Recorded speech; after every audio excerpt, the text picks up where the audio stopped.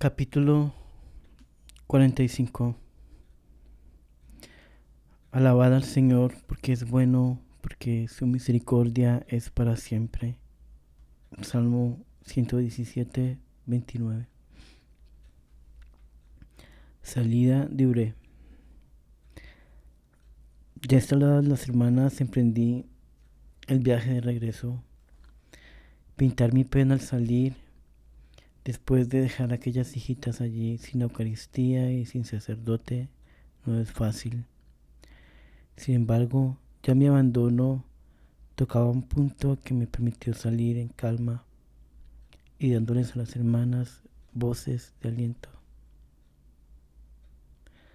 Bendito sea mi Dios.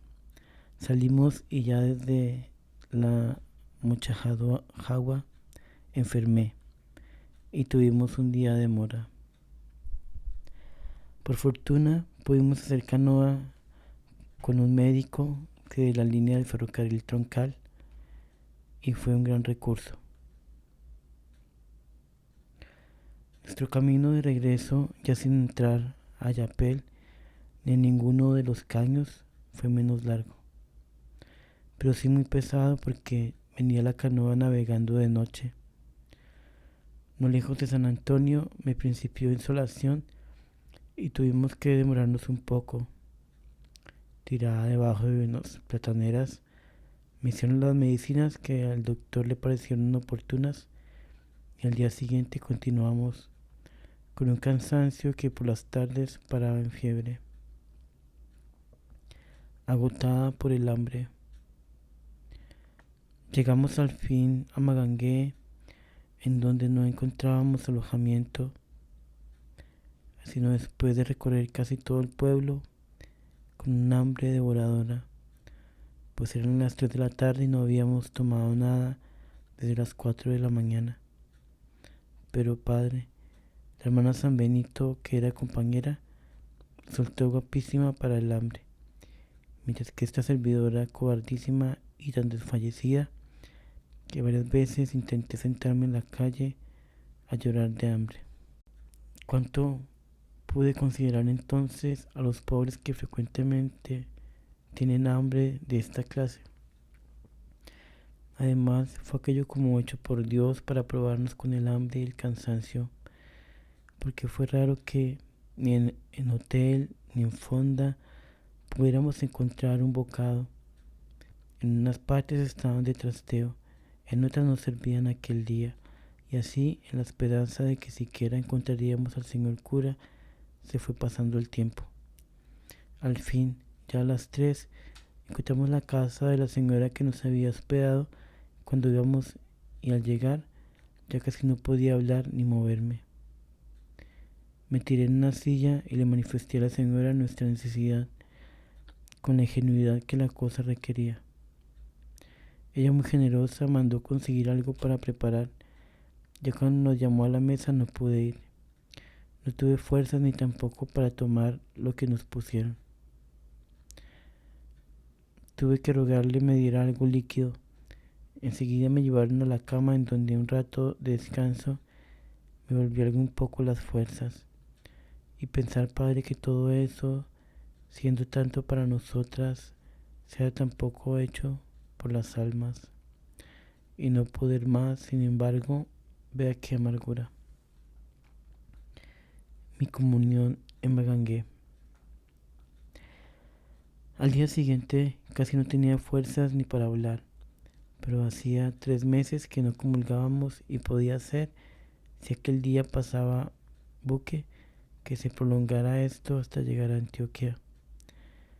De modo que me creía también impotente para no buscar la Sagrada Comunión.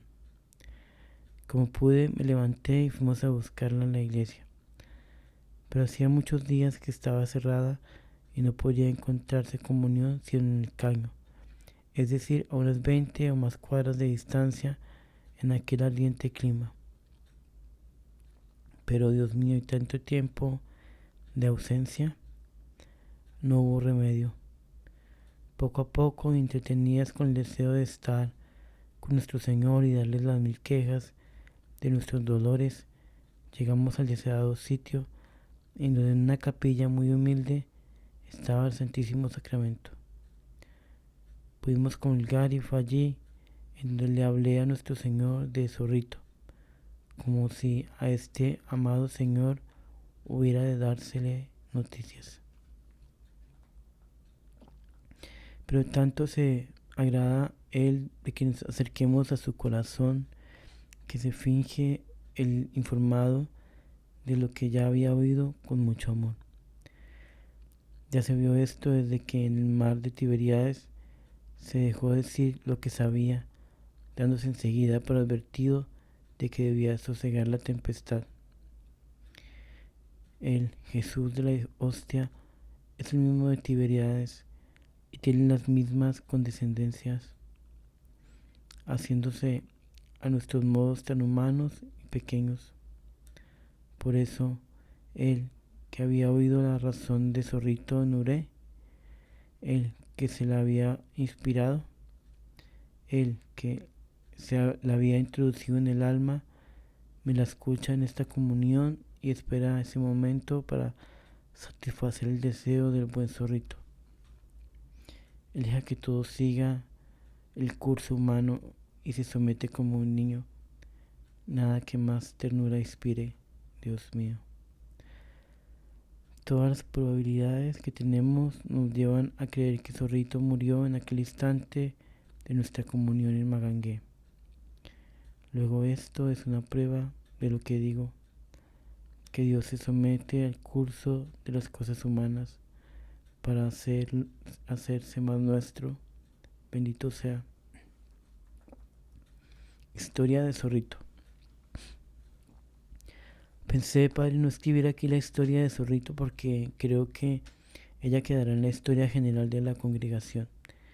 Pero como para referir lo de la comunión en Magangué, dije mucho, mejor será referirla. Entre los indios que nos visitaron en Uré desde el principio, Zorrito, de estatura muy fuerte y de fisonomía simpática, no quería oír hablar de Dios y se fastidiaba si insistíamos en ello. Un día me dio la explicación de su repulsión y verdaderamente el indio tenía razón en no amar ese Dios traidor y de pura carne que sus tradiciones le mostraban. Después de conocer al Dios verdadero, lo amó, pero de todas las cosas de Dios que aprendió, ninguna le impresionó tanto como la eternidad de Dios que él llamaba no ser comenzado. Ese que no era comenzado era el que buscaba a Zorrito hacía muchos años, según decía. Ve, madre, todo donde mundo mucho aburre, porque todo es comenzado. Mi mujer mucho querido, pero comenzado es. Mi hijo mucho querido, pero comenzado. Todo comenzado. Así no gusta. Dios no comenzado. Ese sí que mucho gusta yo. No cesaba Zorrito de decir esto mientras se le enseñaba. Después de cada enseñanza repetía con dulzura: mi Dios no es comenzado, por eso mucho quiere. Casi no daba tiempo para nada porque quería que siempre se le hablara de ese que no es comenzado. Realmente era cosa encantadora ver cómo arrastraba a este dichoso indio a la eternidad de Dios. Se iba a su casa a mucha distancia con la intención de no volver sino después de muchos días. Pero pronto aparecía Zorrito diciendo que en su casa no aguantaba tanto pensando en ese que no es comenzado. Qué gana caminar para conocer ese. Qué mejor vino para hablar de ese. Nos edificaba a la vez que nos hacía reír. Se le dijo que no tenía que caminar para ir a verlo, pero replicaba que él tenía que saludarlo porque ya se había aburrido de todo lo que era comenzado. En fin, después de muchas idas, venidas y preguntas sobre el lugar donde vivía ese que no es comenzado, se había ido comprometido a rozar para sembrar arroz y me despedí de él porque a los 15 días había de emprender el viaje de regreso a la Beiba. Pero no se aguantó, como decimos, porque la víspera de venirme se apareció muy temprano, pues hizo una madrugada terrible creyendo que yo saldría aquel día. Muy cansado, llegó expresándose así: Madre, ¿vos caminas ya pa tu tierra lejos? Sí, zorrito. ¿Vos allá topa con Dios? Sí, zorrito, allá lo encuentro. ¿Vos llevas mi palabra ese? Con mucho gusto, zorrito. Luego, poniéndose en pie y señalándose el pecho con mucha energía, dijo: Decía ese que yo, zorrito, mucho gusta que no es comenzado, que mucha gana para saludar él, que donde casa yo todo aburrido, que apenas el que no es comenzado es que gusta yo, que yo, zorrito, a la orden. Pero ve, madre, decirle que no me lleve muerto, que con ojo cerrado, como ve hora para salir, y con boca cerrada, como para saludar ese, que me lleve vivito, mucho quiere para saludar. Decí que zorrito a la orden, si quiere caminar ya, a la orden, si quiere mañana, o sea un año, zorrito a la orden, pero ligerito, de mucha gana ese pa' mucho querido. Pero mire, zorrito, que Dios no le llevará vivito sino muerto, le repliqué. No le hace. Decí mi palabra ese. Y si es que quiere vivito, zorrito a la orden. Y si es quiere muerto, zorrito a la orden. Pero decí que ligerito. Recibí aquel recado y le hice muchos compromisos de dar el recado a Dios en donde lo encontrara. Todavía después de salir de la casa y de lejos me gritaba: zorrito a la orden. Por eso decía que es una condescendencia dulcísima de nuestro Señor, eso de que habiendo movido a zorrito a este recado y espíritu de entrega tan hermoso, habiéndole desprendido de todo el calor de su eternidad, haya esperado para llevárselo, a que yo le diera la razón en el sagrario de Magangué. Al llegar a Antioquia recibí carta del aviso de la muerte repentina de Zorrito, acaecida según las cuentas aquel día de la comunión en Magangué. Eso es hacerse muy nuestro, ¿no le parece, padre? Y murió repentinamente. Pudimos descansar en Magangué algunos 2 días. Cuando llegó el barco, salimos para Dabeiba. Obediencia a un jesuita. Una cosa curiosa, padre, fue que desde que entré al barco, el reverendo padre jesuita que había dejado en Cartagena como superior de los jesuitas y que fue quien me dijo que le cogiera el dinero al señor obispo y con él me viniera a Antioquia y me denunciara prófuga, considerando esto como la única salida que tenía y que era justo hacer los gastos con el dinero del señor arzobispo, me cogió como de su cuenta. Me daba a veces risa y a veces extrañeza que este buen padre me mandara para todo. Me hizo referirle todo lo que habíamos hecho y me sentó a escribírselo todo al reverendo padre provincial de los jesuitas. Cosa particular, padre, que yo me crea obligada siempre a obedecerle a todo sacerdote que quiera mandarme, pues me parecía que aquello con el padre Londoño era natural. Me senté a escribirle aquella narración tan larga y trabajosa a quien no conocía ni tenía ninguna relación, ni siquiera sabía su nombre. Me decía el padre: madre, vaya, acuéstese para que descanse, y lo hacía religiosamente. No se levante mañana hasta las 8, y me tenían en la cama hasta esa hora.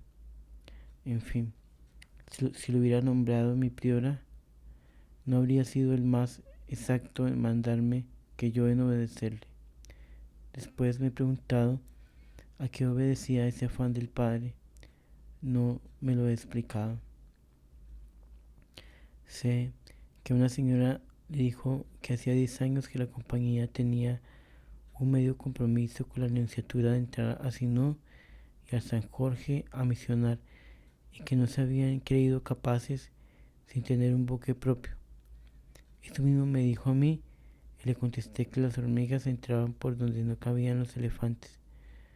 Solamente se rió. Verdaderamente, padre, si los jesuitas hubieran tomado posesión de ese río antes, hubieran hecho mucho bien, el bien completo. Nosotras entramos como hormigas y como hormigas hicimos. Pero el padre Londoño le habló a la señora de que nosotras los habíamos superado, pues que ellos no se habían creído capaces.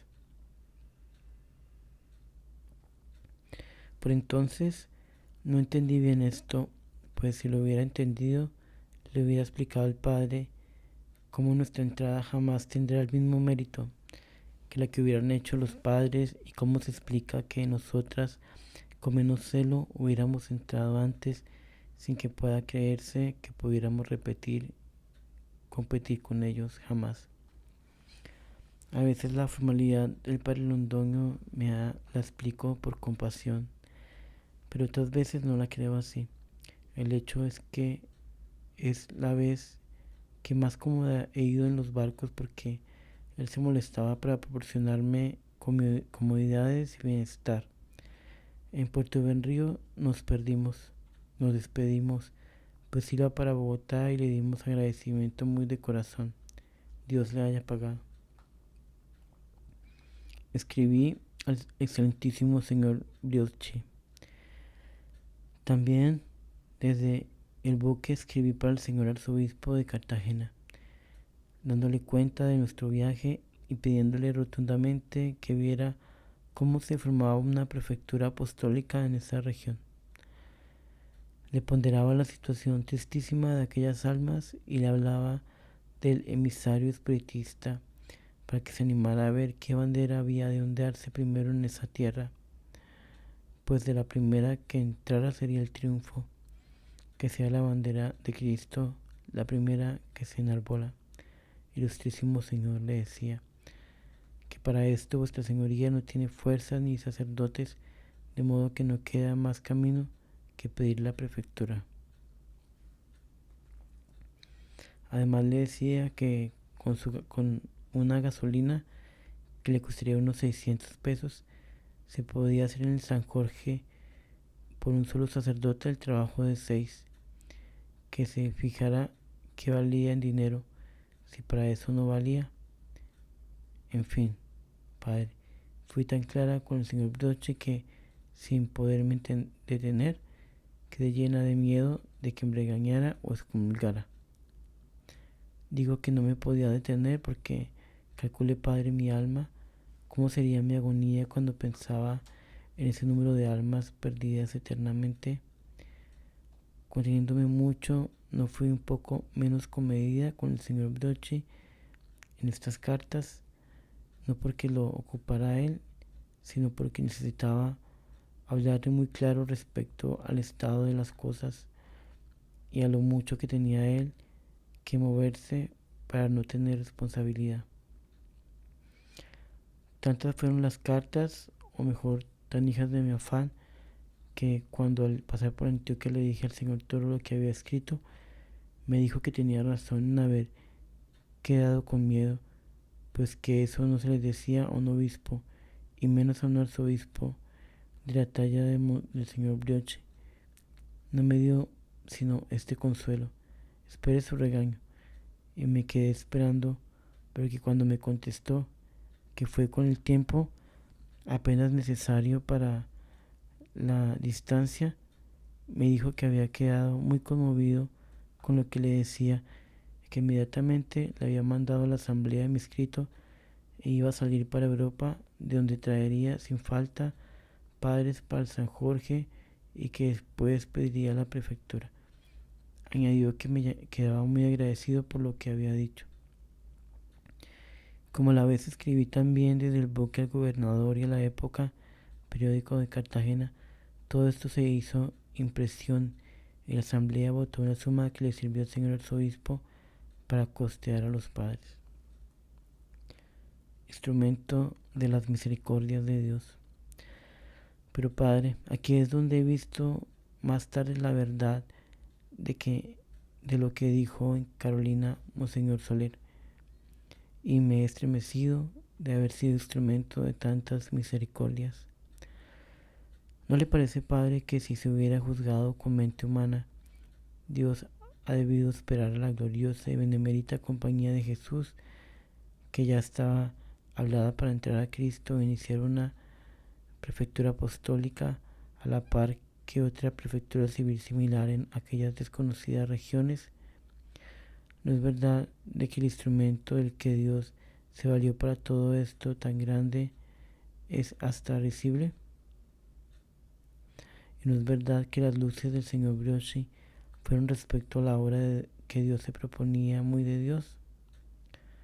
¿No es verdad que no debo meterme ni siquiera a agradecerle a Dios esto de que se haya valido de una hormiga para levantar su gloria en la región de San Jorge? ¿Cuántas veces he querido agradecerle a Dios esto y me he avergonzado? Me parece que si le doy las gracias, advierte lo que digo y se arrepiente, o que dejo mi puesto de hormiga. Ahora mismo que escribo esto, tengo anudada la garganta. No sé si de tristeza o de ternura o de agradecimiento, pero si me meto a darle gracias a mi Dios, dejo de ser hormiga y entonces quiero como guardarte, Dios mío, el secreto de que advierto la lección tan rara que hiciste. Qué bueno que los hombres no creyeran estas cosas, Padre. Es que se me acerca Dios tanto cuando lo considero ocupándome en asuntos para los cuales tiene Él almas tan hermosas y beneméritas para ocuparlas en sus obras. Y había de buscarse un bicho, Padre, qué tan bueno que la gente, cuando sepa esto, no lo creyera. ¿No le parece?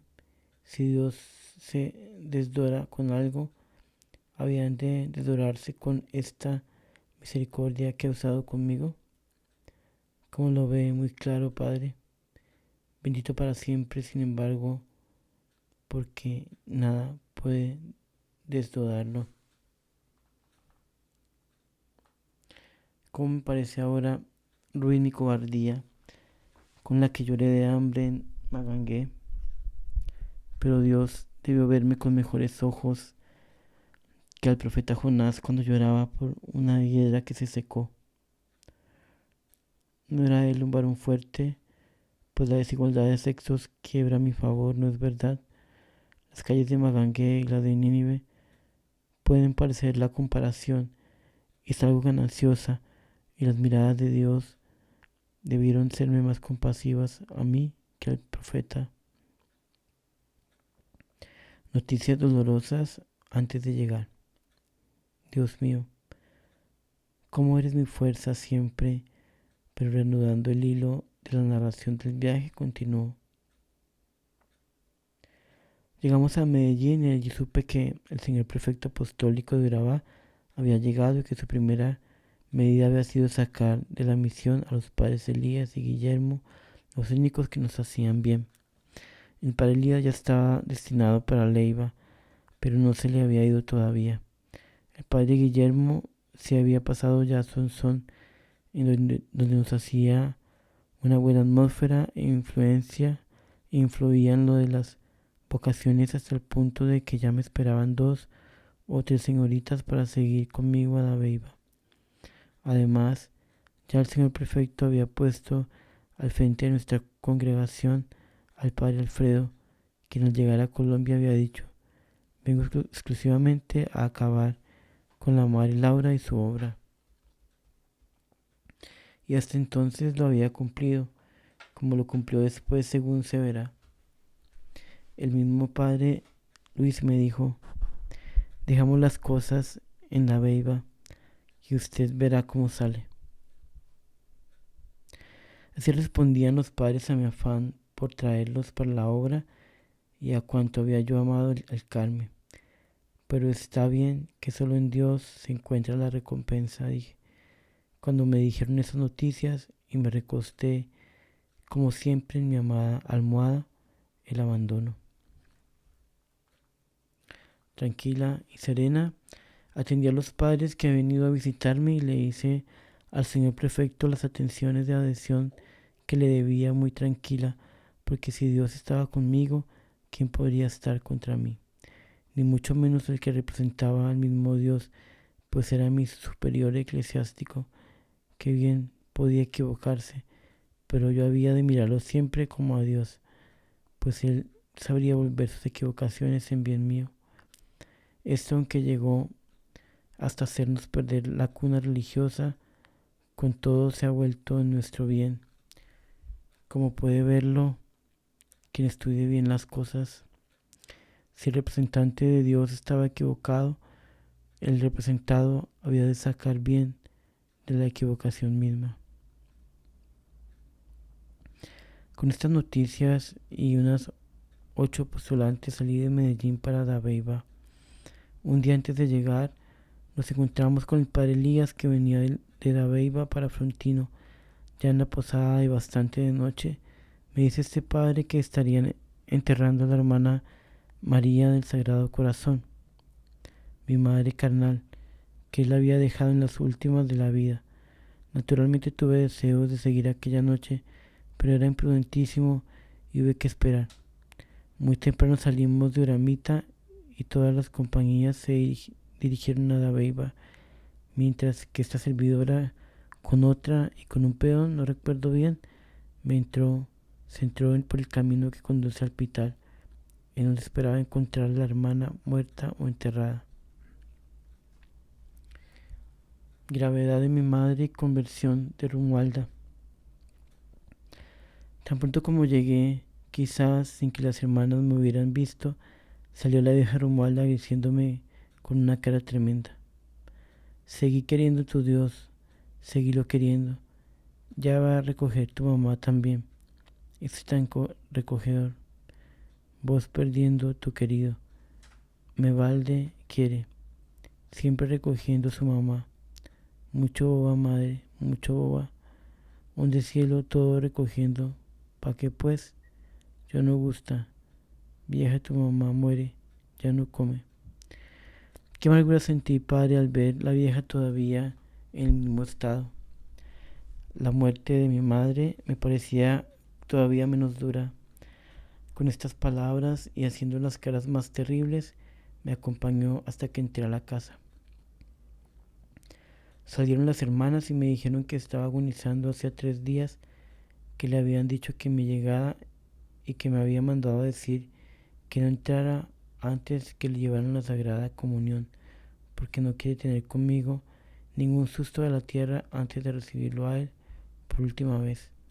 Que todo era digno de posponerse. De modo que habla y conoce, les pregunté. Sí, pero en la hora del comulgar, me contestaron. Esperé pues hasta que le llevaron el santo viático, y mientras tanto la pobre vieja seguía en su dura cantinela, esperando que le dijera que no quería a Dios, porque mi madre se iba a morir. Siempre vos, queriendo ese tan recogedor, me decía con cierta clase de amenaza. Sí, si recoge mi mamá, mejor. En el cielo mejor. Aquí mucho sufre. Madre, mucho boba, decían con desdén despreciativo. En ese momento estuve hasta que me avisaron que podía entrar a ver la moribunda. Cuando le avisaron a mi madre que entraba, quiso incorporarse, pero no pudo. Me dijo con la voz ya muy quebrantada: me voy, hijita. Voy muy contenta. No deseo sino a mi Dios. Mi alma lo siente ya. Y se cayó. Las hermanas entre tanto lloraban y yo salí para la capilla. Me siguió la vieja Romualda como perro que sigue la presa, pues de todos modos necesitaba oír de mis labios alguna palabrita que mostrara descontento con Dios. Tan pronto como me vio me dijo: vieja muere, yo sabe. No come ya, esa muere. Sí, sí, muere. Acompañada esto con cierto aire de triunfo. Sin responder nada, a la pobre viejecita, entré a la capilla y me arrodillé. Apenas lo había hecho, se me acercó la vieja y me dijo: ¿vos diciendo ese, vieja no muera? Sin darme tiempo para contestarle, me dijo: ese no oye, tu palabra pierde. Vieja va a recoger, pierde tu palabra. Sin hacerle caso a la vieja, dije a mi Dios que mi madre era todavía precisa para el noviciado, que era preciso que le concediera la vida con otro tiempecito, y que así que tuviéramos quien la reemplazara, se la daba gustosamente. Mientras tanto, la vieja decía: tu palabra pierdes, ese no oye, vieja muere. Dos tormentos, Dios mío. Salí y la vieja seguía conmigo. Encuentro las hermanas que asustadas salían de la pieza de la moribunda y me dijeron: si viera, acaba la hermana de sentarse. Pidió leche y la tomó con la mayor facilidad, y ella está conversando como si nada hubiera pasado. Entré a ver lo que era y me echó los brazos con además de disgusto y llorando me dijo: usted sí que es cruel. ¿Por qué no me dejó morir? Ay, ¿de dónde usted me ha sacado? Ay, ya casi iba a ver a mi Dios, ¿por qué es tan cruel?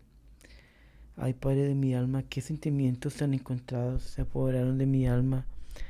Ella tan triste, tan deseosa de ver a Dios, y yo tan necesitada de ella. Pero al fin me dijo: no le perdono que me haya dejado morir. Entonces le dije: ¿por qué yo? Porque yo lo sé. Usted fue la que no me dejó morir. Ya les había dicho a las hermanas que quería morirme antes de que usted viniera para que no me atajara. Lloraba del modo más triste. Solo se calmó cuando le dije que Dios le dejaba todavía unos días para cumplir designios de su gloria. Entonces con toda mi alma me someto, me dijo, si mi Dios ha de glorificarse con mi vida. Pero estaba tan contenta. Ver a Dios era mi único anhelo. Ni deseaba que usted viniera. Me siento ahora más desterrada que siempre, y lloraba como una niña, mas su voluntad era firme en querer lo que Dios había hecho. Salí porque me urgían diciendo que Romualda estaba loca esperándome. Cuando salí me esperaba con la cara más alegre del mundo y me dijo: vieja no muere, ya come, leche bebió, ese sí oye, ya no muere, ese mucho oye tu palabra. Bailaba la vieja de contento, cogiéndome el ala del hábito me urgía diciendo: camina para decir ese que yo no muera, ese oyendo tu palabra, decirle yo no muera. Me lo rogaba con tal insistencia que la llevé a la capilla y le dije: dígale usted que no muera. No, me decía, decí con boca tuya, mi palabra muy revés, boca tuya mucho oye, decí de que yo no muera. No tuve remedio. Le dije al Señor que vieja Romualda no muera, Señor, y secretamente le agregué: eternamente. Salió la vieja más dichosa diciendo: yo no muere ya, yo sabe no muere, ese mucho oye boca de madre.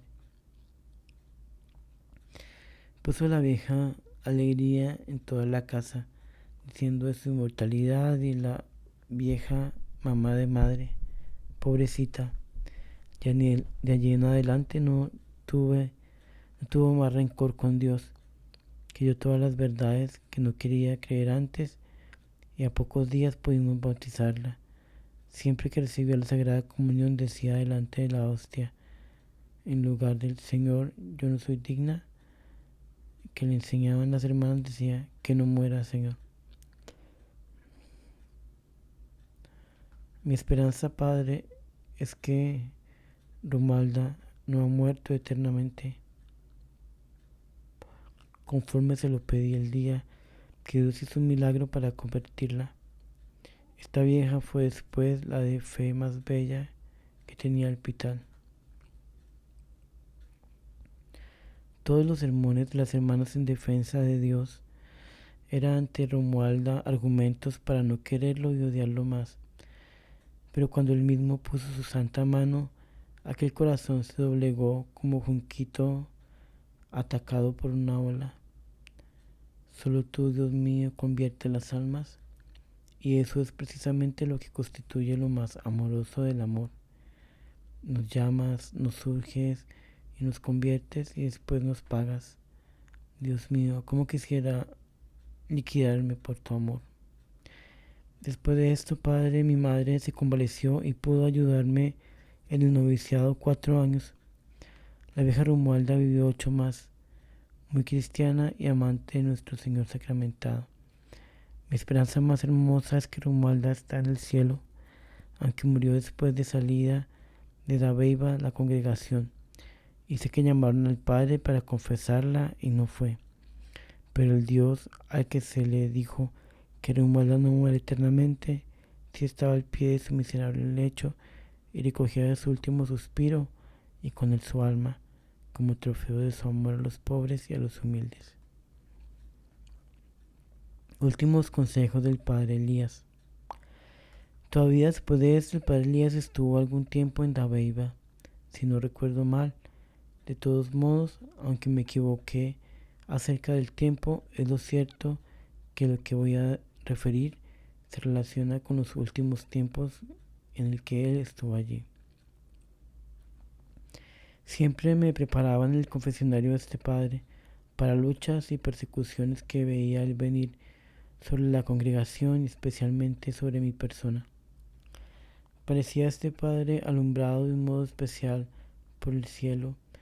En los últimos tiempos se esmeró más, si cabe, en la formación de las hermanas y me dijo terminantemente: mis hermanos en religión están convencidos, y es para ellos la cosa más clara del mundo, que usted es un pozo de soberbia y de vanidades seccionales. Además, la perseguirán siempre. Yo los conozco mucho y conozco mi orden muy bien, desde antes de hacerme carmelita. Ellos no le perdonarán jamás y serán incorregibles. Pero como Dios está con usted y en la congregación, a usted no le faltará nada de lo que sea necesario para la conservación del instituto. Por eso ahora, cuando venga el señor prefecto, que será también su enemigo, póngase bajo la dirección de él, pues mientras sea necesario, él estará con usted. Yo sufriré persecución por causa de la congregación, pero bendigo a Dios por ello. Le ayudaré hasta que la obediencia me lo permita, y después Dios sabrá. Le anticipo, aunque debe ponerse bajo la dirección del señor prefecto. No esté creyendo que la dirige, porque a usted no la ha dirigido nadie nunca, ni la dirige ni la dirigirá. A esto le repliqué con angustia: Padre, toda la vida he buscado que me dirija, y muchos tiempos he estado dirigida por diferentes sacerdotes. Puede mentárselos, y últimamente vuestra reverencia me ha dirigido y me dirige. No, me respondió, usted ha creído que la dirijo y que la han dirigido, pero eso no es exacto. Dios se ha conservado el dirigirla, porque Él es el dueño de todo y hace lo que quiere. Estas fueron más o menos las palabras del Padre, con las cuales me entró una amargura terrible, como si se me desvaneciese la vida toda con sus esperanzas. ¿Cómo habrá pasado eso?, le dije, si yo estoy convencida de que me han dirigido. Jamás he hecho mi voluntad y siempre he obedecido con un gusto especial. ¿Cómo puede ser eso? Pues fácilmente, me dijo, porque a usted nadie la ha dirigido ni la dirigirá jamás. Eso es todo, y no me repique más. Hube de calmarme, Padre, sin que me faltara angustia que recibí, sin dejársela comprender ya más. Ahora, Padre, el porqué de mi angustia no me lo explico, sino por alguna ilusión que me formé desde niña, que había de ser feliz obedeciendo. Yo no alcanzaba a pensar que se pudiera ser de Dios sin una obediencia constante y ciega. De esto resultó mi horror a lo de ser fundadora. De esto también dependió sin duda la angustia que tuve siempre que no pueda encontrar director de espíritu. Y esto lo que sentí cuando el padre Elías habló de no ser dirigida. Después recordé que siendo muy joven leí una obra del padre Faber y en ella vi que Dios se reservaba la dirección de algunas almas, pero que eran muy raras y muy pocas. Cuando esto leí me volví a Dios y le dije: gracias, Dios mío, porque no me habéis hecho de esas pocas. Aunque la dirección de Dios es una cosa apetecible, me parece un camino tan extraordinario y peligroso que no tuve empacho en decirle así. El camino ordinario de la dirección de un sacerdote me pareció siempre una riqueza y sabe el Señor cómo he procurado buscarlo. Sin embargo, si como dijo el padre Elías, Dios reservó la dirección del alma que tanto deseo, tenía que ir por los caminos ordinarios. Lo ha hecho la traición y lo bendigo, pues ya no es tiempo de otra cosa. Así sí consigo muchas cosas que de otro modo serían inconcebibles. Una traición de nuestro Señor no es verdaderamente una delicadeza que ofusca. ¿Qué necesidad tenía él de hacerlo a la traición, poniéndome tanto amor a lo contrario? Suave y dulce condescendencia con mi miseria nada más. ¿Cómo se concibe, Padre, que yo sí crea hoy que no he sido dirigida y que sin embargo pueda decir con toda la verdad, en conciencia, que he obedecido siempre? ¿Será que no sé lo que es dirección?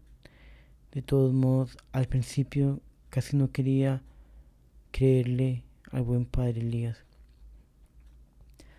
Pero después de que acepté la cosa, le he creído y me explico muchas cosas en mi alma. Por eso, lo remiso de mi asentimiento a lo que me asegurara el Padre no era sino la repulsión que sentía, que siempre sentía por la cosa. Lo que disgusta no se quiere. Eso fue todo.